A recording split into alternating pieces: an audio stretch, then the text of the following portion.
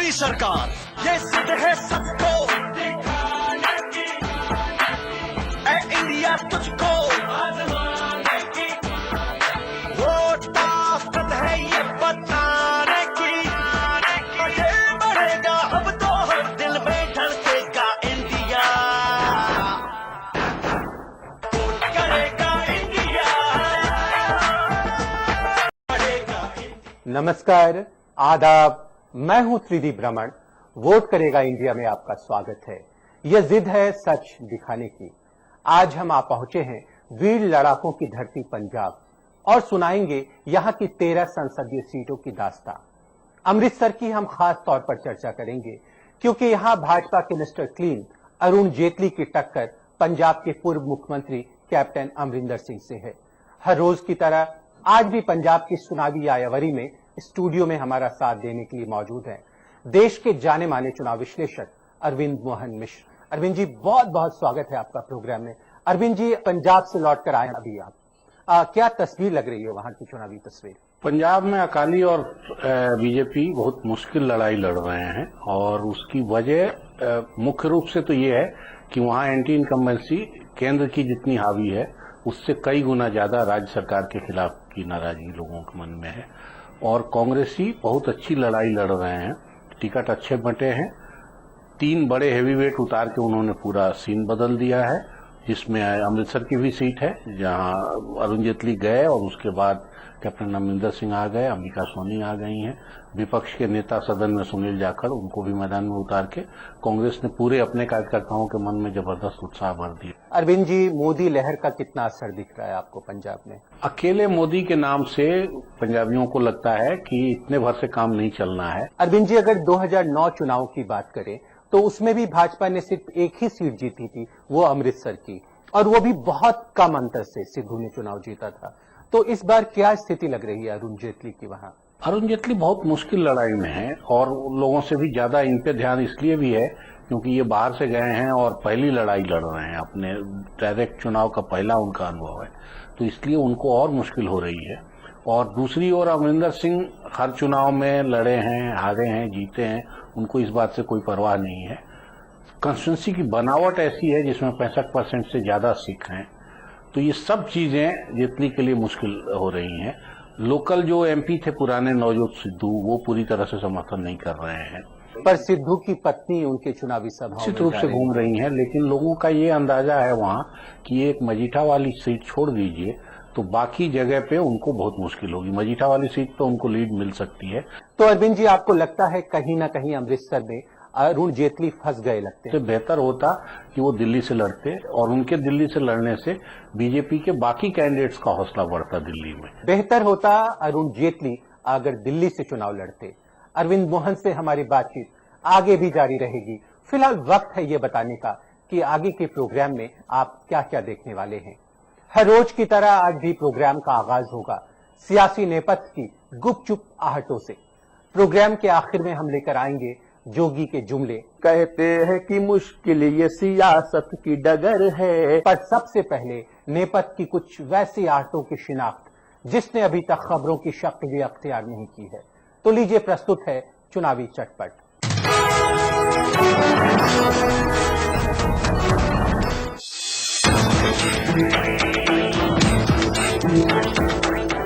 अगर दिल्ली के lieutenant governor ने दिल्ली में दोबारा असेंबली इंतखाबात कराने की तजवीज सदर जमहूरिया से नहीं की तो इस आम इंतखाबात के बाद दिल्ली और उत्तराखंड में बीजेपी हुकूमत बनाने का दावा पेश कर सकती है। बीजेपी के जानिब से हर्षवर्धन दिल्ली के वजीर आला होंगे और उस सूरत में हर्षवर्धन के जरिए खाली की गई यानी वो चांदनी चौक से जीत जाते हैं तो चांदनी चौक सीट से विजेंद्र गुप्ता या फिर सुधांशु मित्तल को लड़वाया जा सकता है।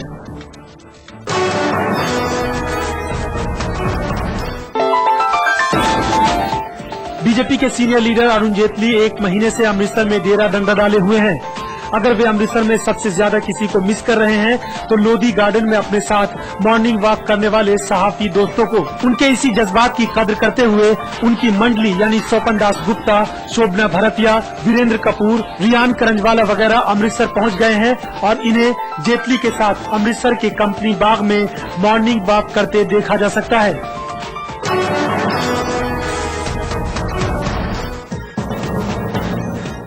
इन दिनों ठाकुर लीडरान को लेकर बहस का बाजार गर्म है कि इतनी आसानी के साथ आखिरकार उनका यकीन कैसे किया जाए कि ऐन चुनाव से पहले जो उन्होंने पाला बदलने की जल्दबाजी दिखाई है, जैसे जगदम्बिका पाल, सतपाल महाराज, रमेश चंद्र तोमर, जो सभी कांग्रेस छोड़कर बीजेपी में आए हैं। वहीं एनके सिंह, जो कभी नीतीश के बेहद भरोसेमंद में शुमार होते थे, वो भी जेडीयू छोड़कर बीजेपी में आए हैं। औजार कोई, तरकीब कोई, न जाने कहां क्या अटका है, न जाने कहां क्या जाम हुआ। ये रात की बंद होती नहीं, ये दिन है कि उफ खुलता ही नहीं। आइए अब सीधे चलते हैं पंजाब की चुनावी यात्रा पर।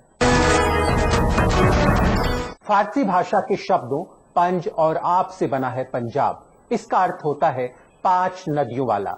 देश के उत्तर पश्चिमी छोर पर बसा पंजाब भारत का एक महत्वपूर्ण राज्य है। मालवा, मांझा और दोआब, इन 3 खंडों से बने पंजाब की सीमा पाकिस्तान से लगती है। पंजाब का धार्मिक और ऐतिहासिक महत्व रहा है। महाभारत काल से लेकर हड़प्पा और मोहनजोदड़ो के अवशेष यहाँ देखे जा सकते हैं।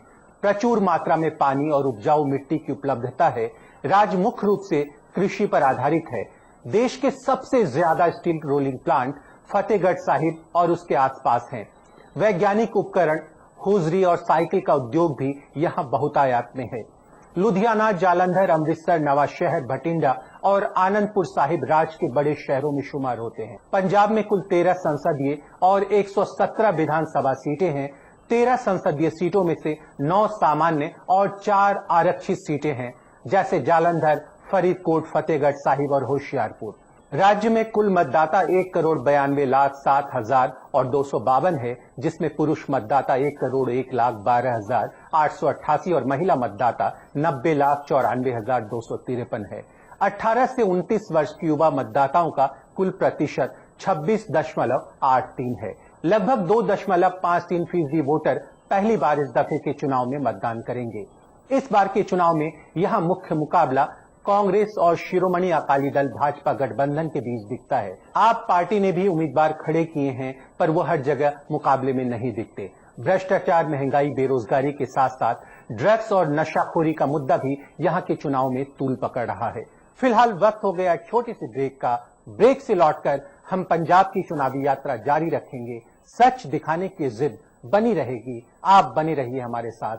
हम लौट कर आते हैं पल दो पल में। इतना वक्त डेरों ने लगाया होगा, मैं उम्मीद कर सकता हूं, उतना बीएसपी ने नहीं लगाया। ऊंचे हैं ये मेहराब महल के, और मेहराबों से ऊंचा वो सितारों से भरा थाल फलक का। कितना छोटा है मेरा कद, फर्श पर जैसे किसी हर्फ से एक नुक्ता गिरा हो। आइए पंजाब की अपनी चुनावी आयावरी को आगे बढ़ाते हैं। सिख जाटों को आरक्षण न दिए जाने का मुद्दा भी यहां की सियासत में उबाल ला रहा है। गौरतलब है कि यूपीए सरकार ने 9 राज्यों में जाटों को आरक्षण दिया है, पर पंजाब के जट सिख इसमें शामिल नहीं है। कांग्रेस भीतरी कलह और गुटबाजी की शिकार हो रही है। कैप्टन अमरिंदर सिंह और प्रदेश अध्यक्ष प्रताप बाजवा की आपसी गुटबाजी से पार्टी कमजोर हो रही है। कई नेता पार्टी छोड़कर शिरोमणि अकाली दल में शामिल हो गए हैं। कांग्रेस की कमजोरी का फायदा कहीं न कहीं अकाली और भाजपा गठबंधन उठा रहा है। शिरोमणि अकाली दल की मजबूत पकड़ राज्य के ग्रामीण क्षेत्रों में रही है। पार्टी का कैडर आक्रामक रूप से काम कर रहा है। भाजपा की पकड़ शहरी मतदाताओं में है। मोदी लहर से भाजपा आगे बढ़ रही है। अमृतसर, गुरदासपुर और होशियारपुर में मोदी लहर ज्यादा दिख रही है। राज्य में भाजपा मंत्रियों के खराब प्रदर्शन का खामियाजा भी पार्टी को इन चुनाव में उठाना पड़ सकता है। आप पार्टी का वोट शेयर 10 से 12% तक है, लेकिन ये जीत में कितना बदलेगा ये देखना दिलचस्प रहेगा। आनंदपुर साहिब से कांग्रेस ने अंबिका सोनी को मैदान में उतारा है। अंबिका सोनी का कड़ा मुकाबला अकाली दल के प्रेम एस चंदू माजरा और आप पार्टी के हिम्मत सिंह शेरगिल से है। बीएसपी के केएस मक्खन एक लोक गायक हैं जो युवाओं में बेहद लोकप्रिय हैं, तो जाहिर तौर पर यहाँ के युवाओं का झुकाव मक्खन की ओर दिखता है। आप पार्टी के प्रत्याशी सरदार शेरगिल गुजरात के सिख किसानों के अधिकारों की लड़ाई लड़ते रहे थे। अमृतसर के अलावा भटिंडा का चुनाव भी दिलचस्प साबित हो रहा है। यहाँ प्रकाश सिंह बादल की सांसद बहू हरसिमरत कौर बादल का मुकाबला बादल के भतीजे मनप्रीत सिंह बादल के साथ है। सुखबीर सिंह बादल की पत्नी हरसिमरत कौर का बतौर सांसद क्षेत्र में काम औसत से कम रहा है।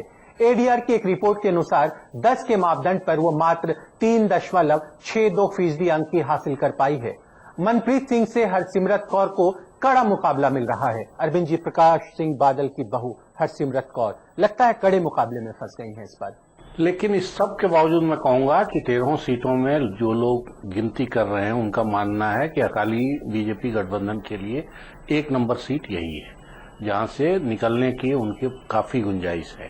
तो अरविंद जी, भटिंडा के लोगों की नाराजगी बहुत है हरसिमरत कौर के साथ। मुख्यमंत्री की बहू और उप मुख्यमंत्री की पत्नी, तो साधनों की कमी, आदमी की कमी, ये कुछ भी नहीं हो रहा है। सारा संसाधन झोंका हुआ है। अरविंद जी, बहुत पैसा लगाया जा रहा है यहाँ के चुनाव में, कितना दिख रहा है ये पैसा? अब ये कहना थोड़ा मुश्किल होगा, लेकिन जो पैसा सुना जा रहा है जो खर्च का, वो अभूतपूर्व है। अरविंद जी, मनप्रीत सिंह बादल कितनी कड़ी चुनौती पेश कर पा रहे हैं? बादल परिवार के हैं, उनकी एक इमेज थोड़ी बेहतर और लोगों से है, पढ़े लिखे होशियार हैं, लड़ने भिड़ने वाले हैं, पिछले चुनाव में भी लड़े थे। पर सबसे बड़ी बात है कि कांग्रेस ने यहाँ से अपना उम्मीदवार नहीं उतारा है, साझा मोर्चा को सपोर्ट कर रही है। अलायंस किया इस बार कांग्रेस ने, तो उसका भी लाभ होगा। पहले ये चर्चा थी कि वो आपके साथ अलायंस करेंगे या आप में जाएंगे, लेकिन आप में जाना नहीं हुआ उनका, तो वो लड़ाई भी अपने आप में एक दिलचस्प है।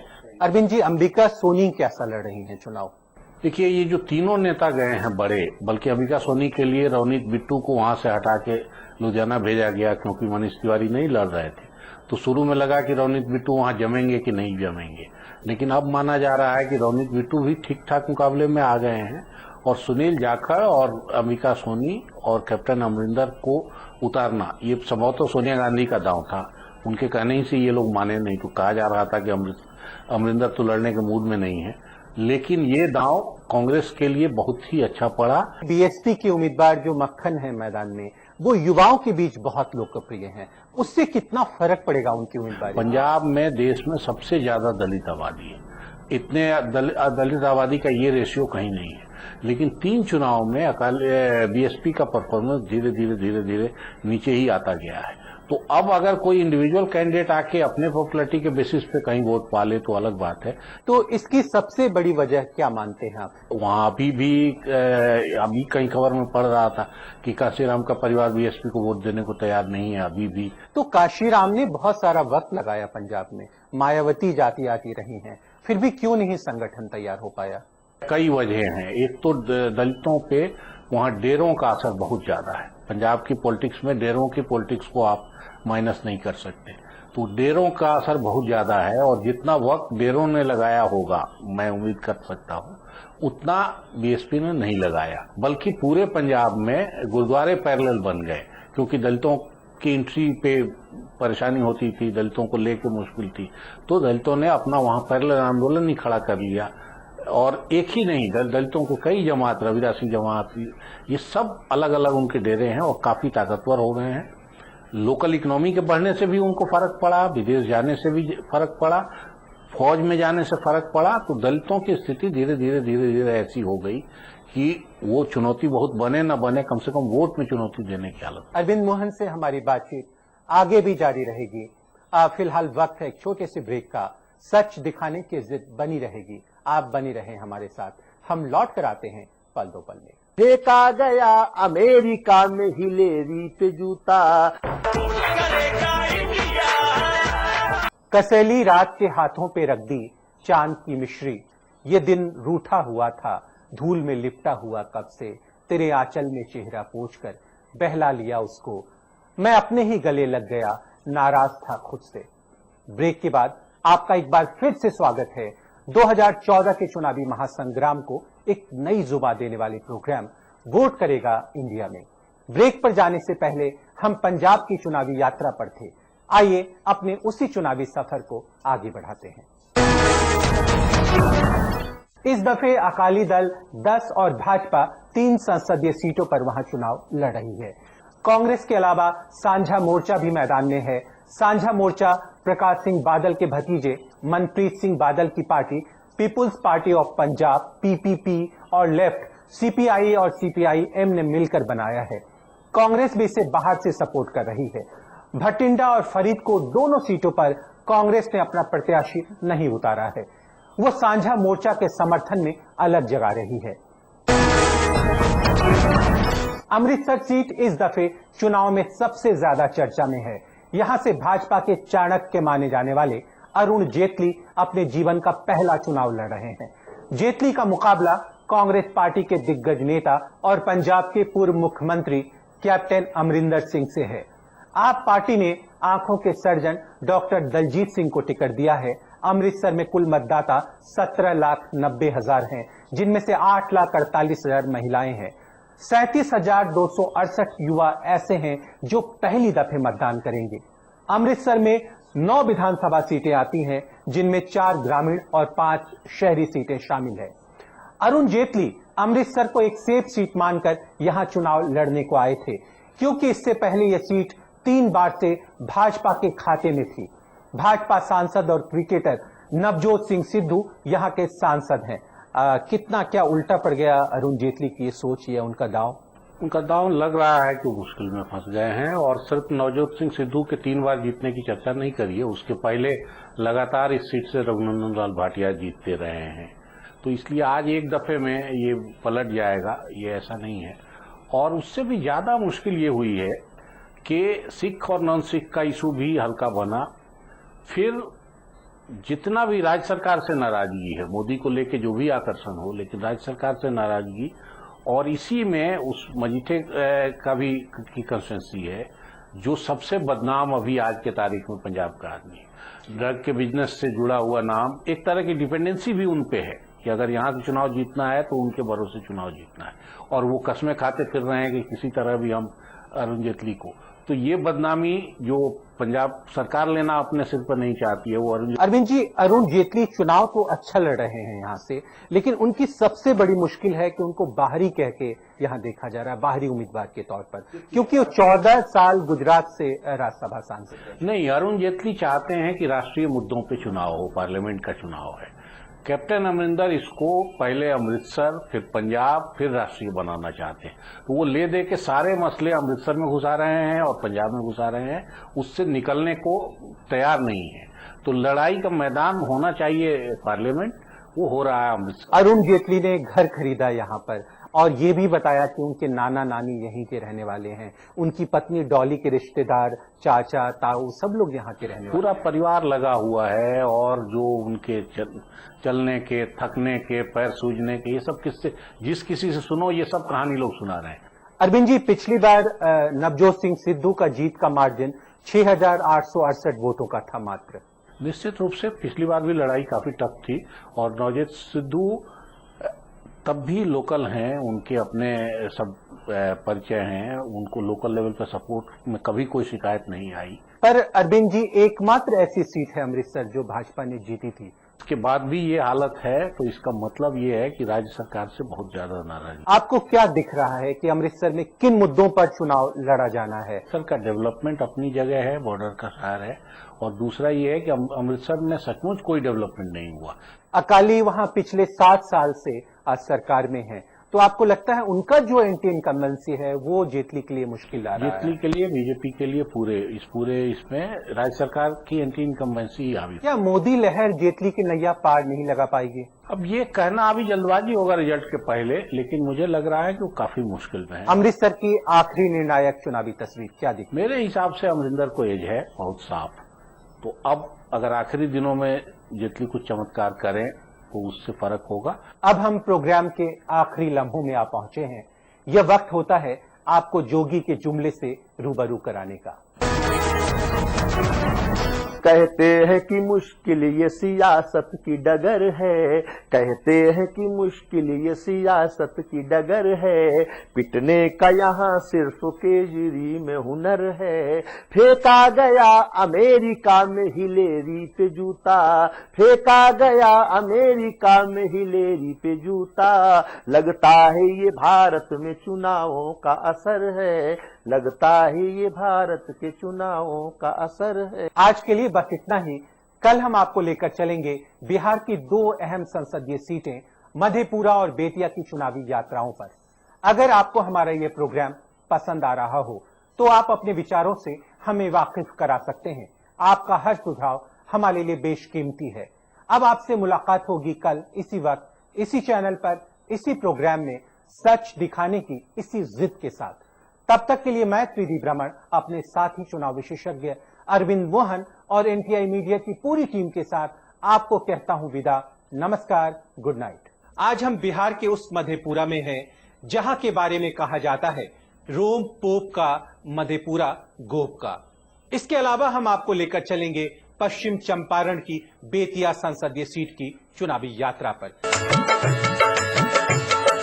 वोट करेगा इंडिया, आगे बढ़ेगा इंडिया। वोट करेगा इंडिया, आगे बढ़ेगा इंडिया। वोट करेगा इंडिया, इंडिया, आगे बढ़ेगा इंडिया।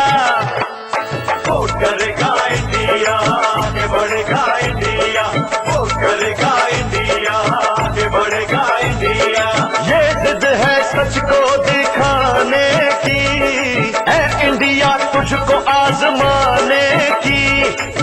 वोट ताकत है ये बताने की, खुद अपनी हस्ती बनाने की। वोट करेगा इंडिया, आगे बढ़ेगा इंडिया। वोट करेगा इंडिया, आगे बढ़ेगा इंडिया।